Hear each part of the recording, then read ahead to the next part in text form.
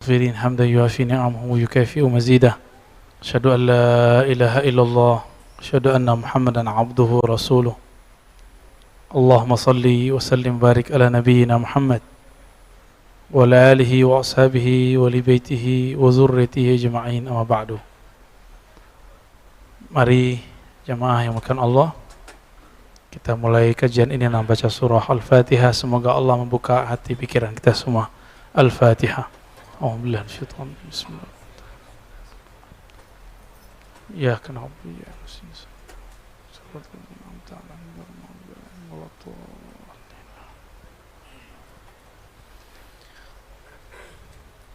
Bismillah walhamdulillah wa bisanadina al-muttasil ila sayyidina Nabi sallallahu alaihi wasallam qala al-mahdi minni ajlal jabha aknal anf yamla'ul arda qistan wa adla kama muli'at jawran wa zulma yamsiku sab'a sinin. Bapak saudara yang makan Allah, insyaallah sampai isya nanti kita akan membedah hadis-hadis mengenai Al-Imam Al-Mahdi,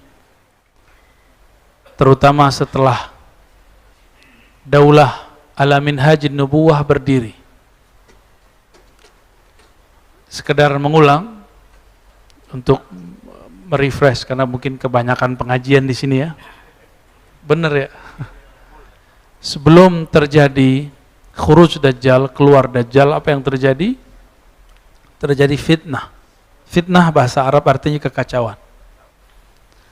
Dan ulama kita, saya berdiskusi, belajar juga kepada ulama uqala yang ahli akal, intelektual, ulama-ulama ahlul qulub, ahli-ahli qalbu, ahli rohani. Mereka hampir sepakat, kecuali yang qalbunya terhijab, masih sibuk ngurusin Abu Hurairah, masih mempertanyakan Khadijah. Enggak ada kemajuan spiritual dan intelektual. Enggak ada persiapan ke arah sana. Padahal dunia sudah sedemikian rupa. Masih sibuk membicarakan ini dan itu, mengkritisi sahabat, mempertanyakan sebagai sosok atau sebagai institusi. Saya agak kecewa dengan pengajian itu ya. Padahal kita berharap tadinya dia sudah membawa simbol-simbol tasawuf. Karena kebangkitan umat itu salah satunya kebangkitan rohani, dan itu pasti dalam tasawuf. Tapi Imam Abdul Qahir Al-Baghdadi punya dua kitab, Al-Farqu Bainal Firaq, lalu Usuluddin. Beliau mengatakan di kitabnya, akidah yang kotor, yang kelabu, yang rusak tidak akan pernah nyatu dengan tasawuf yang bening. Oh, dia ahli khalwat, itu urusan dia. Berarti khalwatnya bukan ma'allah. Masih sibuk ya. Kalau kita mempertanyakan sosok Abu Hurairah, maka ada 5.000 hadis yang akan dibuang. Apakah Imam Bukhari bodoh? Apakah Imam Ahmad bodoh? Apakah Imam Syafi'i bodoh? Apakah ulama-ulama ahli hadis dari masa ke masa mereka bodoh? Sehingga kemudian tidak mengerti siapa sosok Abu Hurairah lalu dipertanyakan sekarang. Ya. Kita agak kecewa besar dengan sikap seperti itu ya.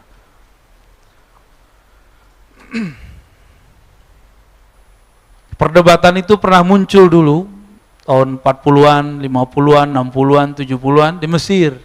Ketika muncul kelompok namanya Inkarus Sunnah. Apa nama kelompoknya? Inkarus Sunnah. Dulu ada tokohnya namanya Abu Rayah. Abu juga, Abu Rayah. Dan dia menuduh Abu Hurairah itu cuma seorang pemalsu hadis. Masa 3,5 tahun bisa hadis lebih banyak daripada Ali, lebih banyak daripada yang lain. Belum lagi nanti mereka mengatakan hadis Abu Hurairah adalah produk politik. Macam-macam lah ya. Kul ma syi'ta, katakan yang kamu mau ya. Kita sudah punya panduan dari dulu. Bahaya enggak? Hadis Bukhari itu kalau nggak diulang-ulang Itu 4.000 sampai 5.000 tanpa pengulangan. Abu Hurairah jika dikumpulkan semua riwayatnya sahih dan hasan dan dhaif sekitar 5.000. Kalau kita pertanyakan Abu Hurairah, gimana nasib hadis-hadis ini? Wacana tapi dijadiin pengajian, itu jadinya. Maka saya mengimbau kepada para dai diri saya sendiri, jangan jadikan wacana bahan pengajian. Ya, jangan jadikan wacana pemikiran di kampus dibawa ke mimbar yang suci.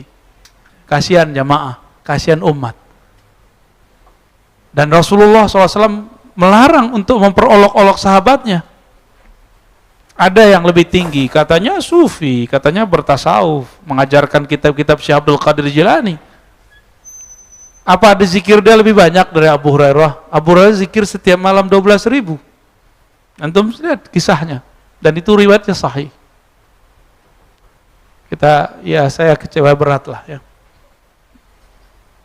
Semoga beliau memperbaiki di masa depan ya. Amin ya. Kita nggak ada kebencian dengan seseorang, tapi kalau dia membenci sahabat Nabi, maka dia layak dibenci ya. Tapi jika itu sebuah kekeliruan, ya semoga dia perbaiki ya. Baik.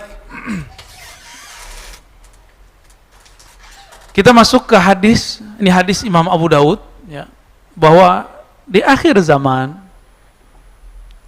akan terjadi fitnah akhir zaman, dan itu panjang. Puncaknya ada dua, muncul Dajjal, dan terakhir nanti ada lagi Ya'juj dan Ma'juj. Yang kita bicarakan dari kemarin adalah Dajjal keluar dan setelah Dajjal dibunuh. Tadi saya katakan kami dialog dengan ulama-ulama ahlul qulub, ulama-ulama intelektual, dan mereka cenderung mengatakan apa? Bahwa virus-virus yang berkembang belum lama ini itu adalah pertanda awal dari fitnatut Dajjal. Secara kedokteran silakan katakan ahli kedokteran, secara politik silakan, bisnis silakan. Saya membicarakan sisi yang lain.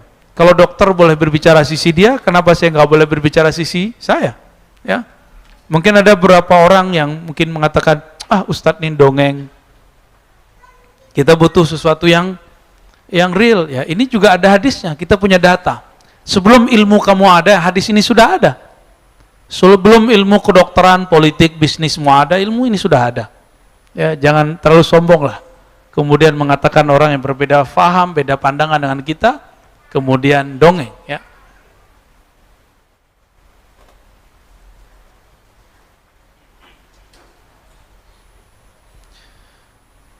Ini kita tampilkan hadisnya.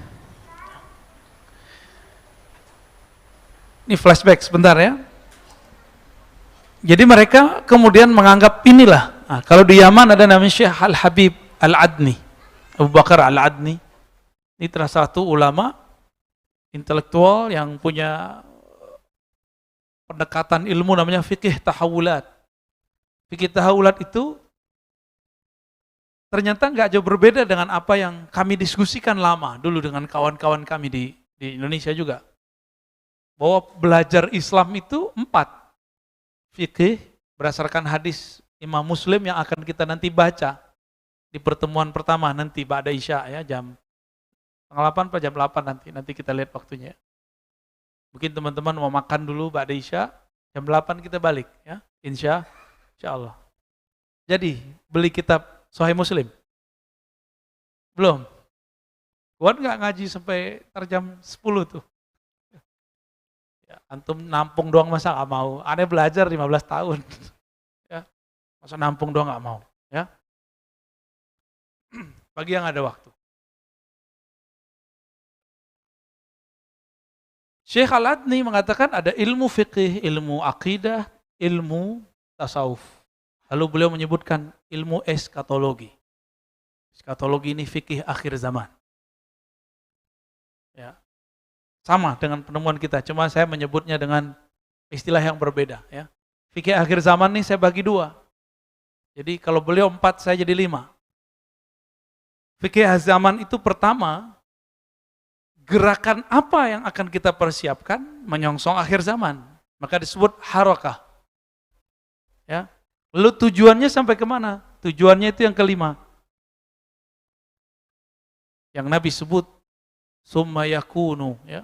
Selalu setelah itu ada daulah, kekuasaan ala minhajin nubuwah, dalam manhaj kenabian. Itu. Jadi fikih akhir zaman saya baginya dua, harokah. Nah, harokah ini pergerakan. Bergerak tuh berarti nggak boleh diam tuh. Karena sekarang zamannya alhamdulillah masih belum zaman perang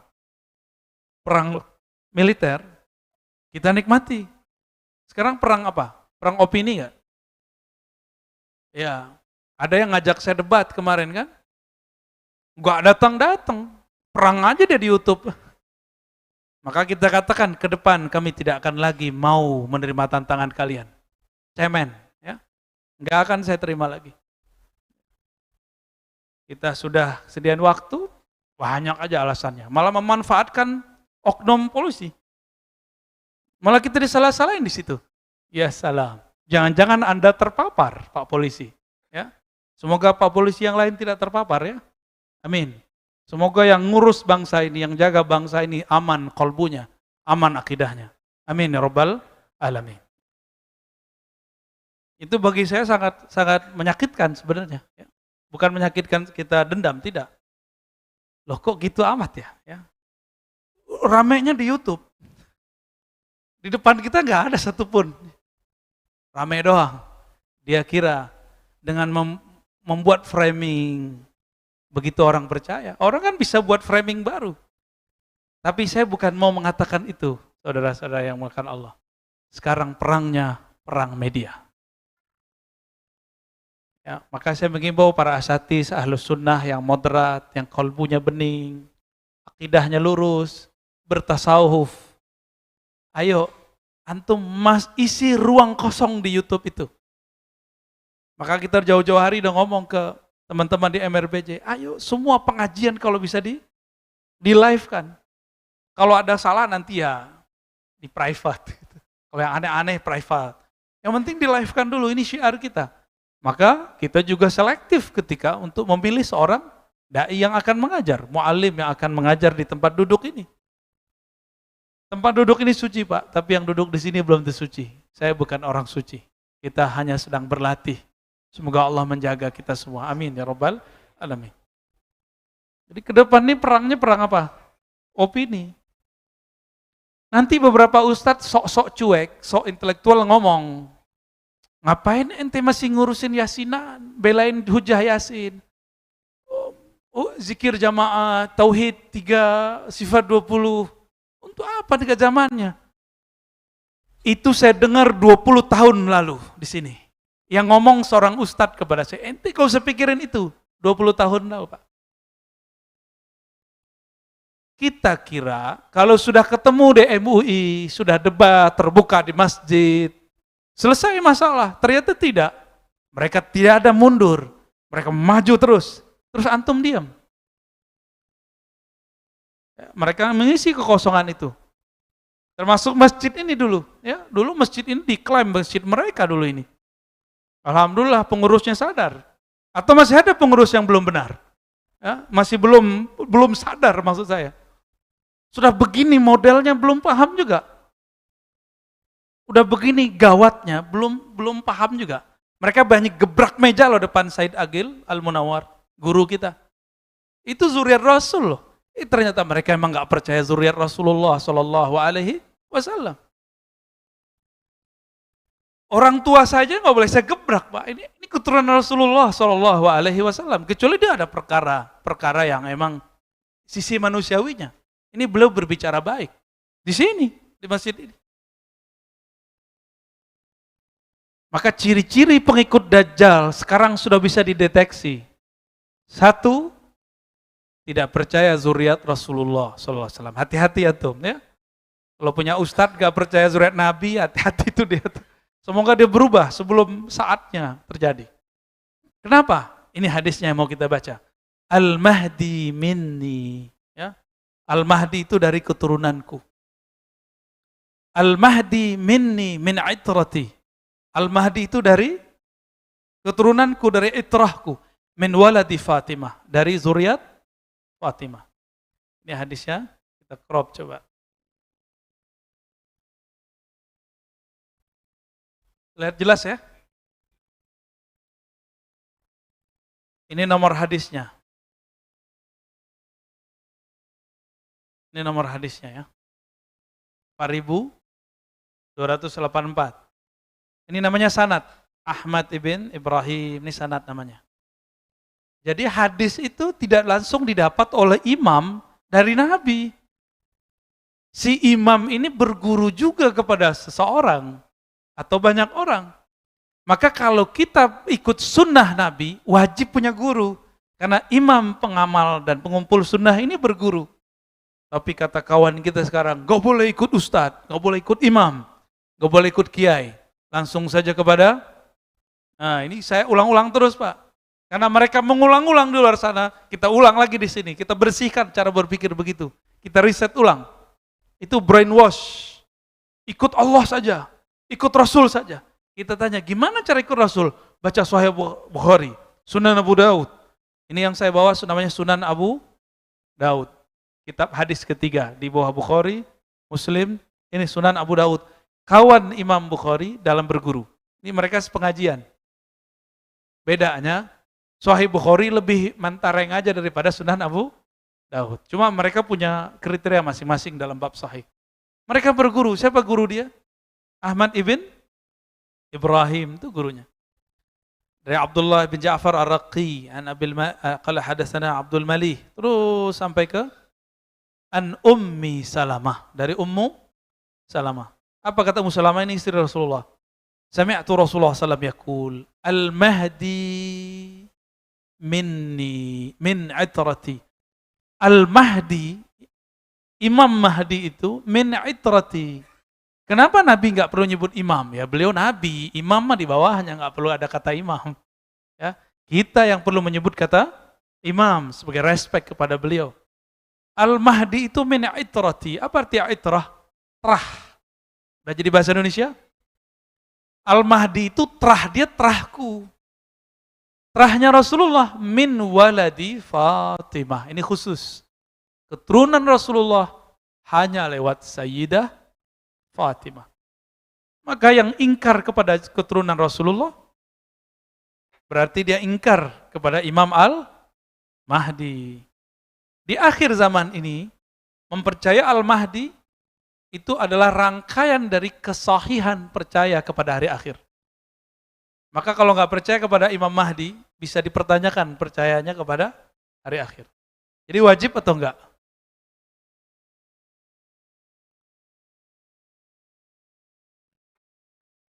Jadi percaya terhadap hari akhir, di dalamnya ada tanda-tanda kiamat.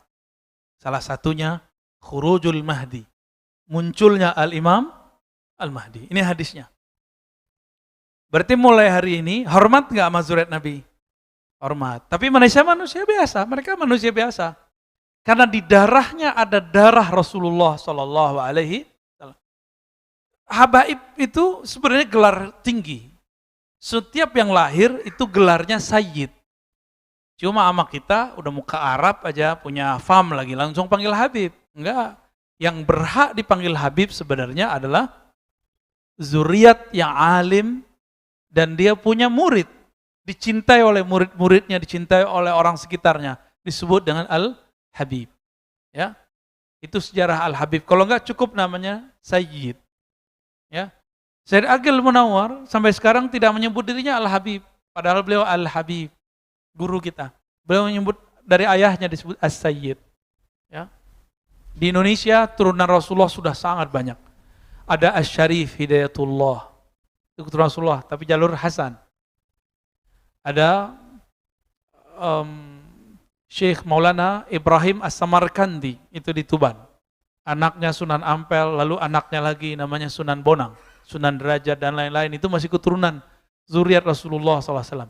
Yang murni orang Jawa, Nusantara sepertinya Sunan Kalijogo, Sunan Kalijaga itu, wallahu alam.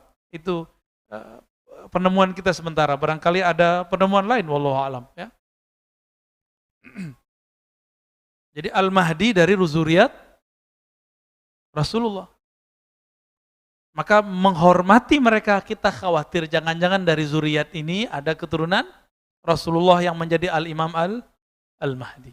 Dan Rasulullah mengatakan dalam hadis Imam At-Tabarani, Al-Kalabazi dan lain-lainnya, ahibbu ahla baiti hubban li. Cintailah zuriatku karena engkau cinta kepadaku. Jadi bukan karena dirinya, tapi karena di dalam dirinya ada warisan Rasulullah SAW. Dan Bapak, Saudara makan Allah, kiamat tidak akan terjadi kalau masih ada dua pewaris.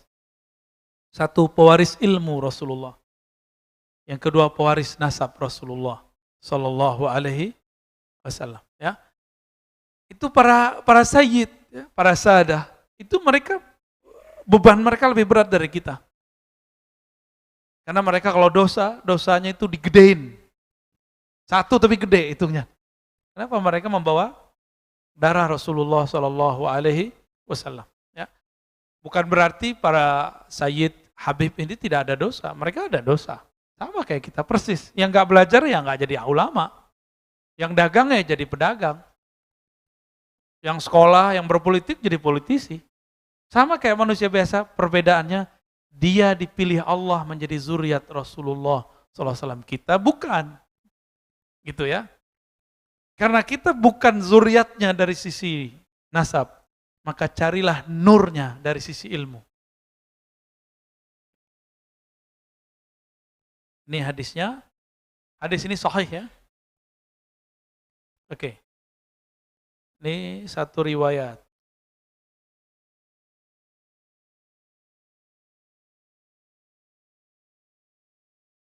Di riwayat berikut Al-Mahdi minni. Nah, ini mulai masuk ke intinya sebenarnya. Imam Mahdi itu keturunanku. Al-Mahdi artinya yang diberi guidance, hidayah. Hidayah itu turunnya kemana? Ke kalbu. Wa may yu'min billahi yahdi qalbah. Siapa yang percaya kepada Allah, maka Allah hidayahi kalbunya. Allah hidayahkan.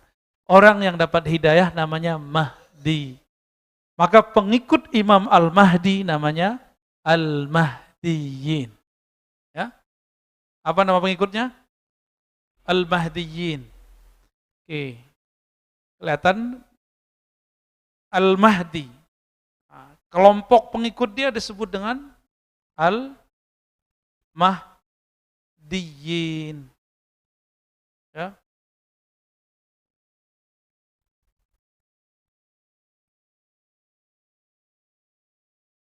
Apa arti Al-Mahdiyin? Orang yang kolbunya diberi petunjuk oleh Allah. Berdasarkan surat Taghabun tadi. Wa may yu'min billah yahdi qalbah. Siapa yang percaya kepada Allah, maka Allah guidance kolbunya. Maka siapakah kriteria Al-Mahdiyin ini? Satu, dia mukmin. Ya, mukmin. Satu. Mukminnya tidak hanya dengan mulut, tapi dia bergerak dengan kolbunya. Maka dia ahlul qulub, ya. Ahli kolbu. Kolbunya hidup. Karena hidayah turunnya ke dalam kolbu. Hidayah nggak turun ke sini, Pak. Maka bisa jadi orang tamat pesantren nggak dapat hidayah. Apalagi di luar pesantren. Orang tamat UIN aja bisa liberal, apalagi antum. Jangan dibalik. UIN liberal sesat. Kalau tamat UIN bisa sesat, antum gimana ceritanya? Jangan dibalik, ini logikanya sekarang dibalik. Karena mungkin ada kecemburuan dari orang tamat-tamat universitas yang sana. Mereka nggak mau, ya, nggak mau ditinggal oleh jamaahnya atau pengen menghancurkan pamor ulama yang tamatan UIN, IAIN. Gimana caranya? Tuduh aja UIN, IAIN liberal. Tuduh aja itu murtad. Biar jamaah ngaji ke dia, kan gitu jadinya. Biar umat tidak ikut. Kan begitu. Itu sudah bagian dari dajajilah, pembohongan, pembuatan opini yang tidak benar. Kalau di kampus UIN orang masih bisa keliru, padahal di situ diskusi keagamannya tiap hari, Kira-kira antum yang nggak ngaji kitab gimana? Itu lebih gawat lagi. Jangan dikira pemikiran begitu cuma ada di sini. Ummul Qura banyak, di Madinah ada.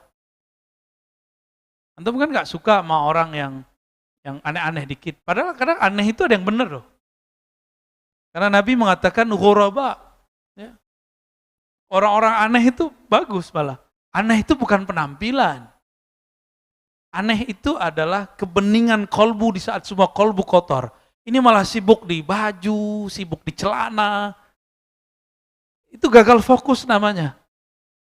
Sibuk itu di kolbu ini karena yang tidak berubah dari dulu adalah guidance di kolbu. Kalau pakaian berubah karena budaya berubah. Dulu Rasulullah pakai sarung, antum sekarang pakai celana. Ada yang pakai gamis, emang Rasulullah pakai gamis begitu? Kan enggak juga. Rasulullah pakai sarung, pakai baju atas, terus kemudian pakai jubah luarnya. Itu budaya di zaman Rasul, mungkin nggak cocok di zaman kita. Silakan pakai celana, nggak apa-apa. Tapi saya ingin mengikuti sarungnya Rasulullah. Kami ngaji kepada Syekh Abdul Razak Al-Aswad ya dari Aleppo. Dia lihat saya dan teman-teman saya pakai sarung. Apa kata beliau? Enta talbas ma yalbashu Nabi, libas qadim. Pakaianmu pakaian Nabi beneran. Kenapa? Saya bingung. Ini pakaian kiai kami nih, Syekh. Bukan, dia bilang gitu. Nabi itu yalbas al-izar. Nabi menggunakan sarung. Cuma kan nggak cocok Pak ngampus pakai sarung. Ya, karena nasibnya kayak saya lagi pernah makir di kampus pakai sarung, mau disetrap kita sama security-nya. Ya, nggak tahu dia kalau kita dosen di situ. Nasib pakai sarung ke kampus. Itu seumur-umur saya sekali datang tuh kampus pakai sarung. Padahal dulu anti sarung, kemana-mana pakai celana. Karena di tempat saya dulu nggak biasa orang pakai sarung, pakai celana aja kemana-mana. Sekarang dapat hadis sarung kita pakai sering-sering ya. Alhamdulillahirabbil. Jadi yang disebut Al-Mahdi ini dia percaya. Percaya itu bisa nggak setengah-setengah? Saya percaya tapi dikit, nggak bisa begitu. Percaya itu nggak ada hubungannya dengan cocok logi. Ya, inilah rahasianya. Kenapa Allah samarkan dari manakah Al-Mahdi keluar? Supaya orang-orang yang palsu-palsu nongol sebelum waktunya. Dan Nabi sudah mengatakan begitu, khairul qurun qarni, sebaik-baik kurun di zamanku, abadku, lalu abad setelahku, lalu abad setelahku. Setelah itu apa kata beliau? Akan muncul orang yang bersaksi sebelum bersumpah, yang bersumpah sebelum bersaksi. Kan sekarang muncul. Nanti lihat aja Pak, 2000 berapa ya, nanti ada lagi virus, orang tegang lagi sedunia, muncul orang-orang stres ngaku Al-Mahdi.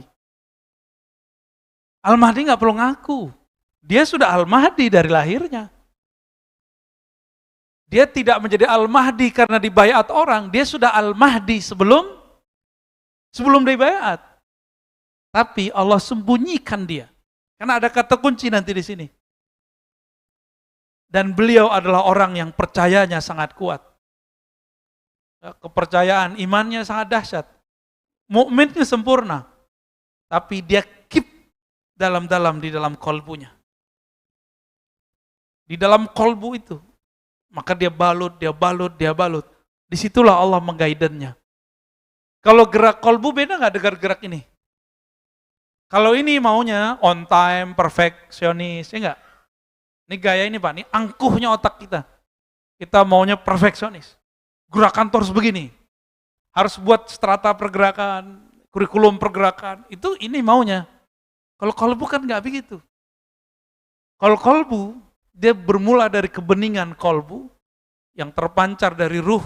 Ruh itu hembusan dari Allah. Disitulah Allah mengirim kalam-kalamnya.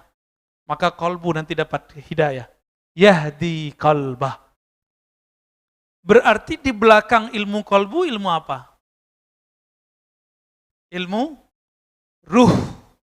Inilah pencirian Al-Mahdiyin. Dan maka kelompok Al-Mahdiyin itu nanti, penciriannya mereka menguasai ma'rifatur ruh. Mengetahui ilmu ruh. Oh sekarang banyak tuh di YouTube ilmu ruh. Di antara itu mana yang benar? Ya. Taruh yang paling dekat ke sunnah Nabi aja. Ya. Yang paling dekat dengan Al-Quran. Yang paling dekat dengan kolbu. Bukan akal-akalan. Bukan hafalan. Ilmu ini bukan ilmu hafalan. Dia masuk ke dalam kolbu. Nyambung? Siapa yang disebut Al-Mahdiyin? Orang yang ahli ruh. Ma'rifatnya tidak hanya cuma ma'rifat kolbu. Di kolbu ma'rifatnya ma'rifat zikir, ijazahan, wirid. Sampai di situ. Riyadhah, mujahadah, zikir, ijazahan. Udah gitu aja. Namanya torikot. Gak cukup di situ. Torikotnya harus terus. Sampai torikot ruhani. Karena disitulah dia dapat menangkap hidayah dari Allah Subhanahu wa ta'ala. Jadi ketika disebutkan wa may yu'min billahi yahdi qalbah. Siapa yang percaya kepada Allah, maka Allah guidance kalbunya lewat apa? Lewat ruh. Itu cara menerjemah ayat ini. Ya, surat At-Taghabun.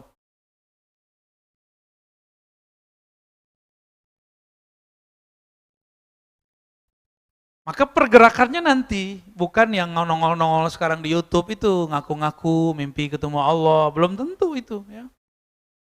Ya, sekarang pengikutnya udah buat perumahan lagi ya. Perumahan akhir zaman namanya. Insya Allah. Kalau ada perumahan akhir zaman bikin selamat, saya mau beli ah. Berdasarkan satu hadis, hadisnya menyebutkan bahwa jika terjadi fitnah akhir zaman, beruzlahlah ke tempat sepi, hutan, tempat yang tidak ada orang di sana. Lah dia buat perumahan. Perumahan rame nggak Pak? Ya, itu karena tidak bergerak dengan kolbu, tapi dengan ro'yu. Nah, jadi musuhnya Al-Mahdi siapakah nanti? Ahli ro'yu. Ro'yu itu menjadikan akal intelektual segala-galanya. Akal doang ya. Nanti jadi akal-akalan. Ya. Ya seperti yang terjadi sekarang.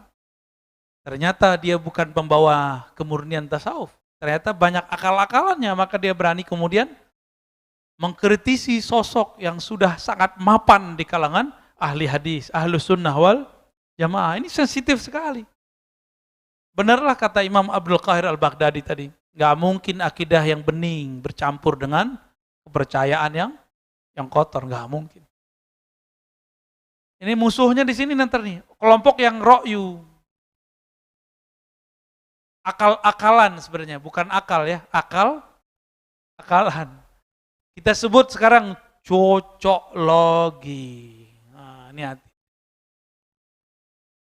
Cocok logi bukanlah hidayah kolbu.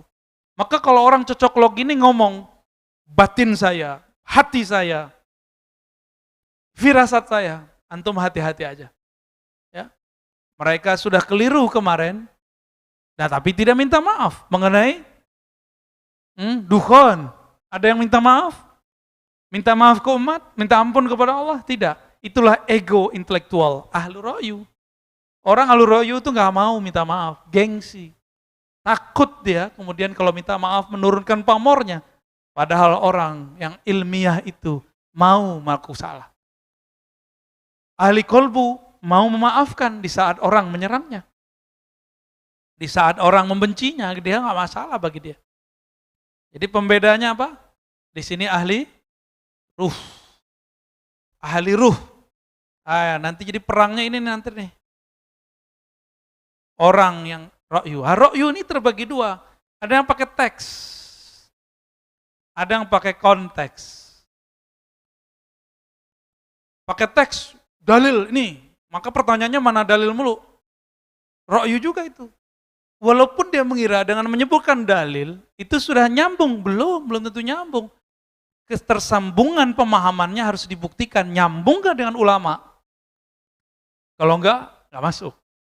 Ya. Kemudian coba perhatikan di hadisnya ya. Nah, hadis ini sudah mencakup apa yang mau kita bahas pada malam ini mengenai Al-Mahdi. Ini ciri-ciri fisik. Nah, di sini banyak orang stres ngaku nih. Ajlal jabhah, jidatnya agak lebar. Hati-hati antum yang lebar tuh ya. Ntar lagi stres ngaku Al-Mahdi lagi. Beruntung lah jidatnya nggak lebar. Aman. Aknal anf. Aknal anf ini mancung lah ya. Tapi nggak mancung-mancung amat gitu. Yamla'ul arda qista. Nih dia. Jadi setelah nanti Dajjal kalah, kan sekarang pembahasannya itu ya, setelah Dajjal kalah. Yamla'ul arda qista. Dia akan memenuhi bumi dengan qista. Apa arti qista? Keseimbangan. Wa'adla, keadilan. Semua orang pengen keadilan kan? Sekarang banyak yang menurut kita nggak adil. Kenapa? Karena kita dapat persepsi dari YouTube, dari berita. Persepsi itu yang membuat kita tidak mengatakan tidak adil, tapi ada kelompok lain mengatakan adil. Karena dia baca persepsi yang lain. Jadi jangan-jangan persepsi kita yang mengatakan adil tidak adil. Kalau nanti tidak ada persepsi, semuanya objektif. Kama muliat jauran wa zulma. Sebagaimana sebelumnya bumi dipenuhi oleh kezaliman. Yamliku sab'a sinin. Menguasai selama 7 tahun. Di hadis yang lain 8, di hadis yang lain 9. Maka saya mengambil yang 9 tahun. 9 tahun. Masih ingat Dajjal berapa hari di bumi? 1 hari sama dengan 365 hari setahun. Gak usah khawatir, nanti Allah ganti. Bukan setahun, sehari bersama Al-Mahdi. Nanti sama rasanya dengan setahun. Hitung aja tuh, 9 kali 365 kali 365. Rasanya ribuan tahun, rasanya. Tetap hitungannya 9 tahun. Itu kenapa? Karena farhan, karena sangat bahagia. Kenapa bersama Ad-Dajjal terasa lama? Karena merasa mencekam, tersiksa. Jadi 2 nih waktu. Ada waktu yang membuat kita terasa lama, itu karena tersiksa. Ada yang karena saking bahagianya. Nanti di zaman itu, di pendek cerita, kita simpulkan banyak hadis. Di zaman itu, gak ada lagi orang yang berhak menerima zakat. Maka mumpung yang punya rumah kosong, punya rumah nganggur, kasihlah ke orang-orang yang nggak punya rumah tuh. Yang punya harta numpuk, bagi-bagilah. Ini waktunya sudah dekat, Pak. Kalau virus ini berubah modelnya gimana? Nanti tidak ada turun hujan, paceklik, tanaman nggak ada tumbuh. Duit bisa dimakan nggak? Duit di bank bisa dicairkan nggak? Mumpung masih bisa berbagi, berbagilah sekarang. Sebelum berbagi nanti tidak ada artinya. Karena nanti kalau orang udah masuk zaman Al-Imam Al-Mahdi, semua keberkahan Allah turunkan. Gunung-gunung emas tuh nanti dibuka semua. Jadi nggak ada orang, kita mau ngasih duit tuh, orangnya punya duit. Yang dulu kita ingat dia miskin, dia nggak miskin lagi. Mumpung Bapak ini punya kelebihan, sekarang berbagi. Ada pergerakan dakwah, berbagi. Ada orang ngurusin fakir miskin, berbagi. Ada yang punya pesantren, gak mesti ahlul Quran. Kita ini kan cuma mengatakan yang dibantu itu orang hafiz Quran. Hafiz Quran itu siapa saja yang khidmah kepada Quran.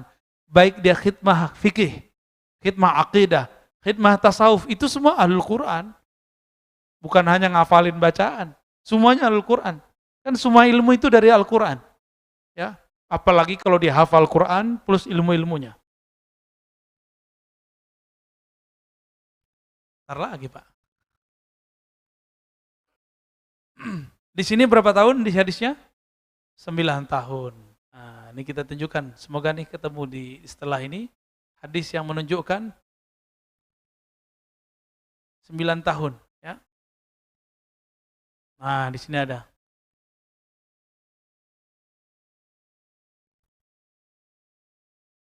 Fayalbas sab'a sinin. Lalu Imam Mahdi tinggal selama 7 tahun. Qala Abu Dawud, qala ba'dun an Hisham ni rawi, Nabi mengatakan tis'a sinin, 9 tahun. Jadi itu perbedaan riwayat. Nah, saya milih yang mana? 9, Pak. Ya kita pilih yang enak, Pak. Yang lama. Bukan sembarangan pilih, karena yang ngomong Hisham. Hisham itu adalah Amirul Mukminin fil hadis. Ya, Amir dalam ilmu hadis. Meskipun hadis ini dhaifkan oleh sebagian ahli riwayat, tapi hadis ini diperkuat oleh setelahnya dan sebelumnya. Maka hadisnya walaupun ini ada yang nulisnya dhaif, tapi dia sudah menjadi hasan, ya. Hadis ini sudah naik menjadi hasan. Kenapa? Karena ada hadis penguat sebelum dan setelahnya. Ada teknik-teknik untuk meneliti hadis.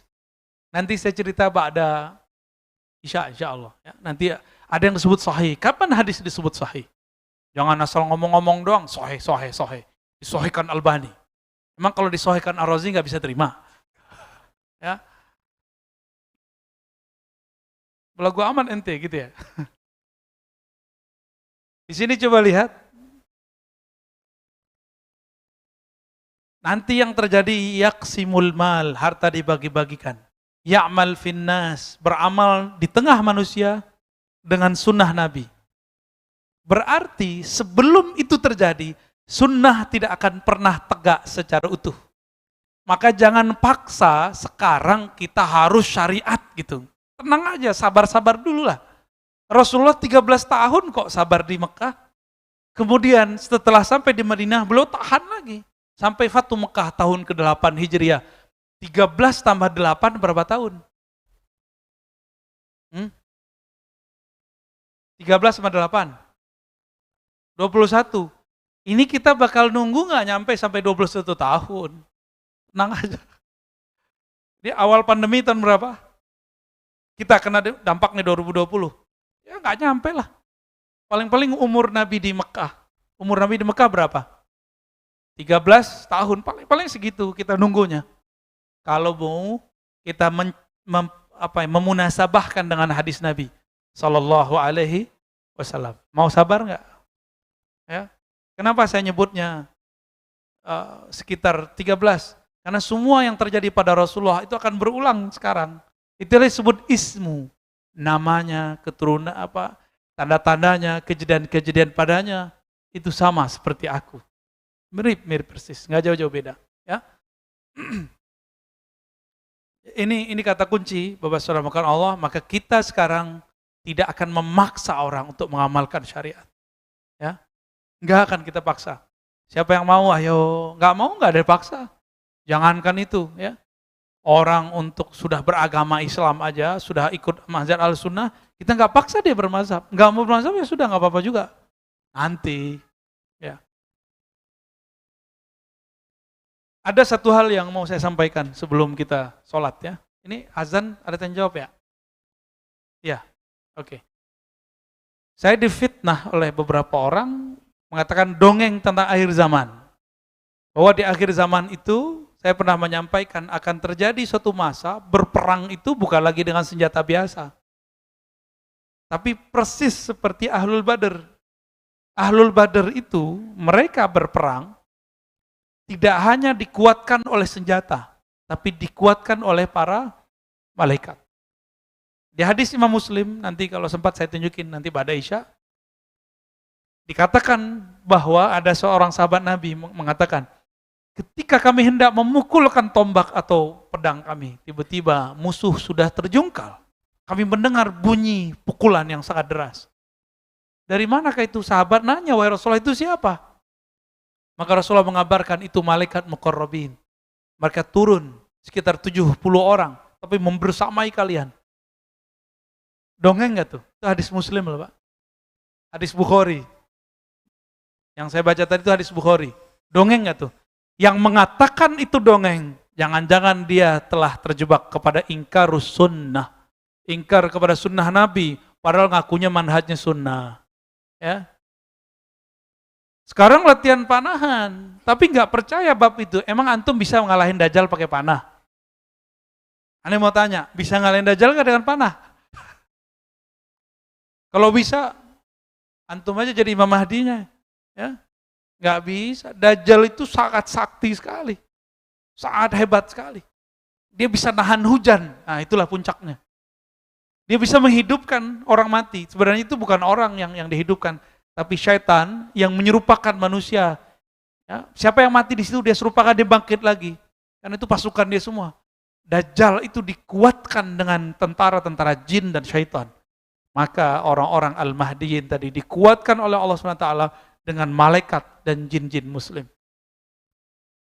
Nanti, ya, sabar ya, sabar. Ini kan gak sabar masalahnya, main cocok logi aja ya. Baik.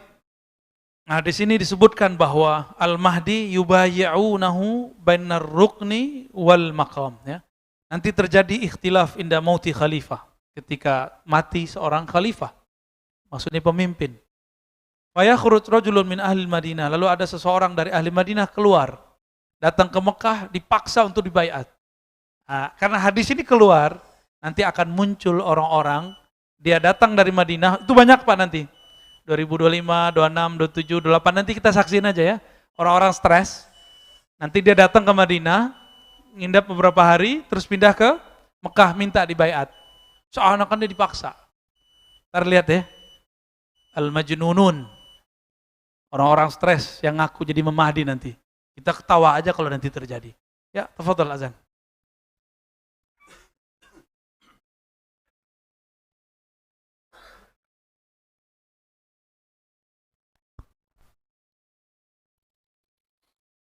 Allahu Akbar, Allahu Akbar. Allahu Akbar, Allahu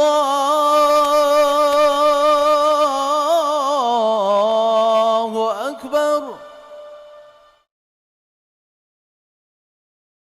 Asyhadu an la ilaha illallah.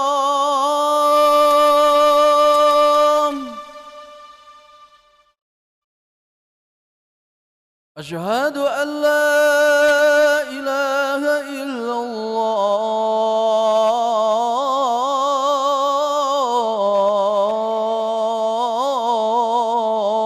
الله أشهد أن محمدا رسول الله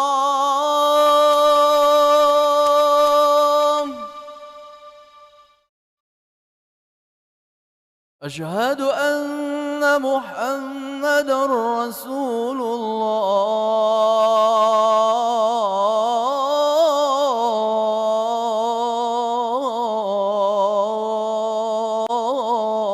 الله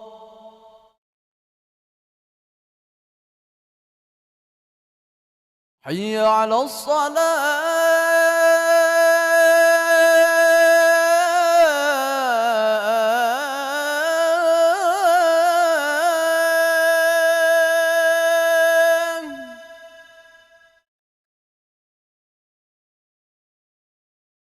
حي على الصلاة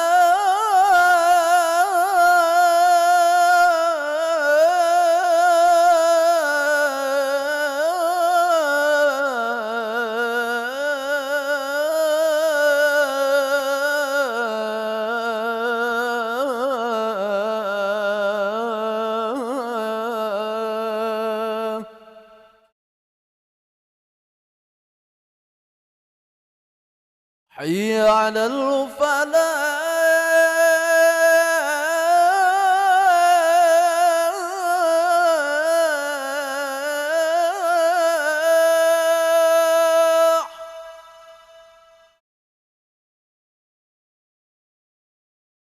حي على الفلاح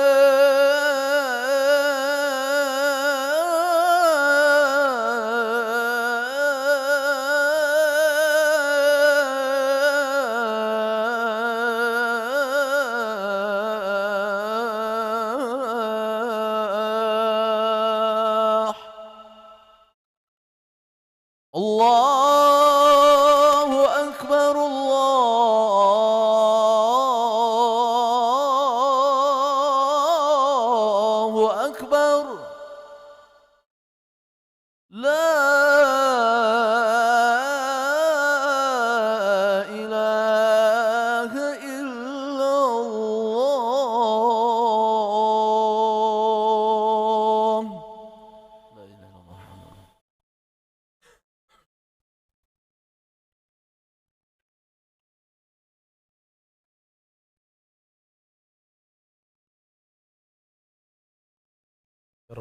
Islam dina wa nabiyina Muhammad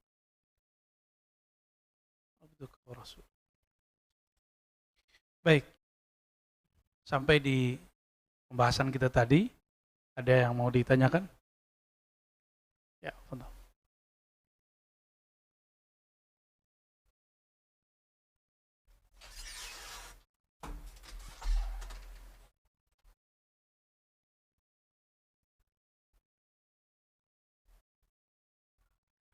Ya, silakan. Assalamualaikum warahmatullahi wabarakatuh. Waalaikumsalam. Buya tadi menyampaikan corona salah satu awal kemunculan, tanda awal kemunculan. Tapi jauh sebelum itu, saya meyakini sistem Dajjal ini udah mulai, itu Buya. Lalu kelak ruhani yang bermain. Jadi perangnya itu kan yang Buya sampaikan tadi kan bukan perang lagi fisik, tapi udah main ruhani. Sejauh ini Buya, kalau saya bisa istilahkan, ruhani sama jasad saya ini belum kawin ini Buya. Jadi ruhani saya ini masih terbungkus oleh jasad, sehingga ya jasad ruhani. Yang saya mau tanyakan, perkawinan antara ruhani saya dan jasad saya ini, Buya. Demikian Buya. Assalamualaikum warahmatullahi wabarakatuh.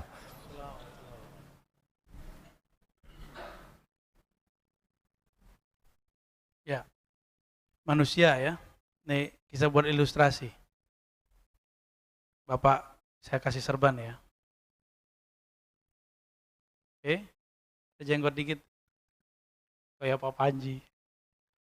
Ya.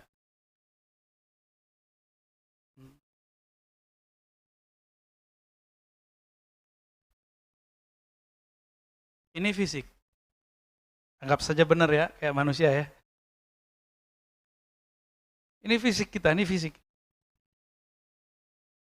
Tubuh ini dari mana? Dari tanah. Ntar kalau dia pulang, kemana dia pulangnya? Pulang ke tanah. Tubuh ini fisik, kembali ke fisik. Maka tidak perlu perkawinan antara tubuh ini dengan ruh. Ruh kita ditiupkan Allah dulu di perut ibu kita. Berarti kita inilah yang disebut alien sebenarnya. Sekarang pesawatnya bernama manusia. Jadi ini adalah pesawat tercanggih di alam semesta. Jangan cari-cari piring terbang. Itu di rumah aja tuh piring terbang. Show. Ya. Hemat saya begitu Pak. Piring terbang tercanggih ini tubuh manusia ini. Di dalamnya ada energi dahsyat yang bernama ruh. Ruh ini sekarang jadi tuan atau jadi budak di tubuh kita. Itu aja masalahnya. Ruh ini lebih murni dari malaikat.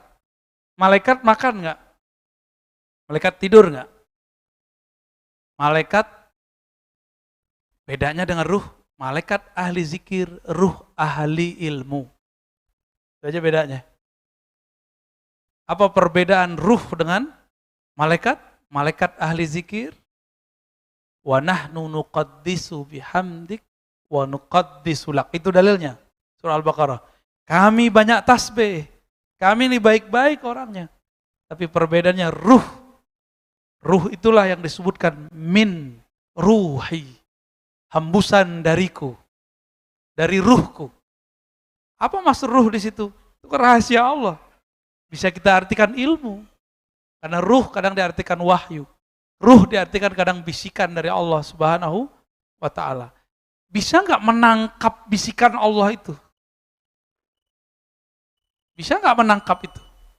Jika dapat menangkap itu berarti ruhnya hidup. Gimana caranya? Nah, inilah yang Nabi katakan. Dalam beberapa ayat, ini futuh namanya.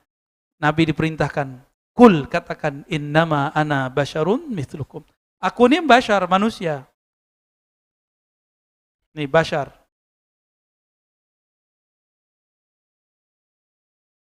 Bashar itu manusia, man. Manusia laki-laki lah ya, manusia. Bedanya apa? Kalian gak sadar, aku sadar. Makanya yuha ilayya, diwahyukan ke dalamku. Apa yang diwahyukan ke dalamku? Bahwasannya la ilaha illahu. Bahwasannya Allah tiada Tuhan yang berhak disembah kecuali Dia. Berarti ciri-ciri ruh sudah hidup. Di kolbunya hanya ada ilah. Apa arti ilah? Tuhan, itu terjemahan. Tuhan, apalagi arti ilah?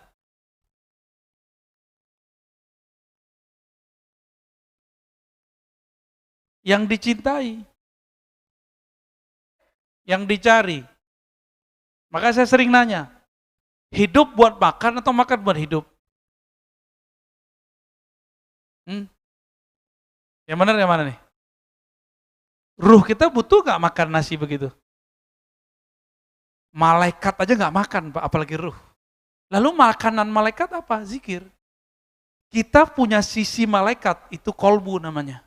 Jadi Bapak di dalam ini ada namanya kolbu. Ya. Kolbu ini makanannya cuma zikir. Kebanyakan mursyid, guru, kiai berhenti di sini. Zikir pagi sore, zikir malam, zikir kopi, berhenti di situ. Padahal ada lanjutannya. Bagian terdalam dari diri seorang itu ada namanya ruh. Di situ ada pengetahuan tentang Allah Subhanahu wa Ta'ala, dan pengetahuannya mutlak. Itulah yang disebut al-haqqu min rabbika. Jika turun ilmu ke dalamnya, itu pasti benar. Makanya ilmu Rasulullah pasti benar. Karena Rasulullah manusia, kita manusia. Kenapa beliau pasti benar, kita pasti tidak benar? Karena kalam yang muncul dari kalbu beliau, itu munculnya bukan dari ro'yu, bukan karena sekolah, bukan karena pengalaman hidup, bukan karena zikir yang banyak, tapi karena di kalbunya ada ruh yang hidup. PR kita ke depan, Bapak Ibu, ayo belajar ilmu ruh. Belajar hadis, tapi targetnya ngerti ruh. Ini belajar hadis, belajar sunnah, nyalahin orang lagi. Berarti gagal paham. Karena ahli ruh tidak ada kepentingan menyalahkan orang. Kalaupun menyalahkan, itu karena sayang. Bukan menyalahkan yang dikemukakan. Bukan kata sunnah bid'ah yang dikemukakan. Ya, tapi rahmah yang dibicarakan. Lebih kurang itu yang dapat kita bahas. Semoga ini bisa memantik kesadaran ruh kita. Tidak hanya sampai ke kalbu, tapi pada ruh. Mereka lah yang disebut dengan al-mahdiyin. Allahumma ja'alna minhum. Allahumma ja'alna minal mahdiyin. Ya Allah yang maha rahman, yang maha rahim. Kami tidak layak menjadi tentaramu. Kami tidak layak menjadi orang suci. Dosa kami banyak, masa lalu kami sangat kelabu. Tapi Engkau maha pengampun. Engkau maha rahman, maha rahim. Engkaulah yang menghidupkan ruh ke dalam diri kami. Mohon ya Allah, hidupkan ruh kami dengan kalimah la ilaha illallah. Hidupkan ruh kami dengan cahaya-cahaya namamu, cahaya-cahaya sifatmu, cahaya-cahaya af'almu, dan memandang kepadamu. Rabbana atina fid dunya hasanah wa fil akhirati hasanah wa qina adzabannar. Sallallahu ala nabiyina Muhammad walhamdulillahi rabbil alamin. Subhanakallahumma wa bihamdika asyhadu an la ilaha illa anta astaghfiruka wa atubu ilaik. Assalamualaikum warahmatullahi wabarakatuh.